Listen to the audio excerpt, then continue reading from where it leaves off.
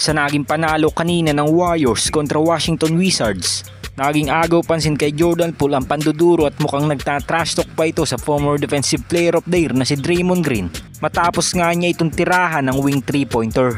Ngunit sa sumunod na possession bago matapos ang first quarter, agawa nga ng 3-point buzzer beater ang 2-time MVP na si Stephen Curry sa kanyang pagbabalik.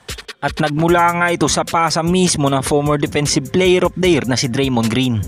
At matapos nga ng unang quarter ay dinuro nga din ni Draymond si Jordan Poole at nagtatawa pa nga ito papunta sa kanilang bench. Ganun pa man kahit mukhang papalag na nga si Jordan Poole kay Draymond Green sa game na ito, sobrang na-appreciate naman ni Draymond Green ang naging performance ni Jordan Poole sa kanilang pagtatapat dahil sa pagiging leading scorer nga nito sa team ng Washington Wizards. Nabanggit nga ni Green sa kanyang post-game interview, mas nagiging better player na nga daw si Jordan Poole sa seasong ito dahil muling nagagawa na nga nito ang dati niyang performance noong nasa team pa ito ng Golden State Warriors. At mukhang tumaas nga din ang kumpiyansa ng batang player na ito dahil kahit hindi nga naglalaro si Kyle Kuzma, unti-unti pa nga rin niya nabubuhat ang kanilang team kahit nagre-resulta ang kanilang game ng ilang pagkatalo. Well, sa pagkakaroon man dati na samaan ng loob ni Draymond at ni Jordan Poole, sa ngayon ngay mukhang nagiging maayos na ang kanilang relasyon bilang mag-former teammate.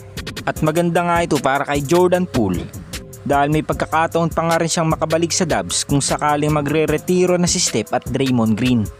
At hindi nga ito malayong mangyari dahil kahit na trade nga si JP3 sa team ng Washington Wizards, todo pa nga din ang suporta sa kanya ng 2-time MVP na si Stephen Curry. At sa mga Warriors fans naman na nagtataka kung bakit umalis si Brandon Podziemski sa kanilang game laban sa Washington Wizards, ayon nga kay Anthony Slater ay hindi nga daw maganda ang pakiramdam ng batang player na ito. Kaya naman early third quarter pa lamang ay pinalabas na nga ito ng kanilang coaching staff. Ngunit nakapagtala pa rin naman si Brandon Podziemski sa kanilang game ng 2 points, 4 rebounds at 2 assists. Kasama pa nga dyan ang ilan niya mga defensive game na talaga naman naging malaking impact sa team ng Golden State Warriors. As of now sa status ni Brandon Podziemski, hindi nga natin alam kung paglalaruin pa ito ng Warriors front office sa susunod nilang mga games. Dahil mukhang kinakailangan nga nitong makapagpahinga upang muling makabalik ito sa aksyon.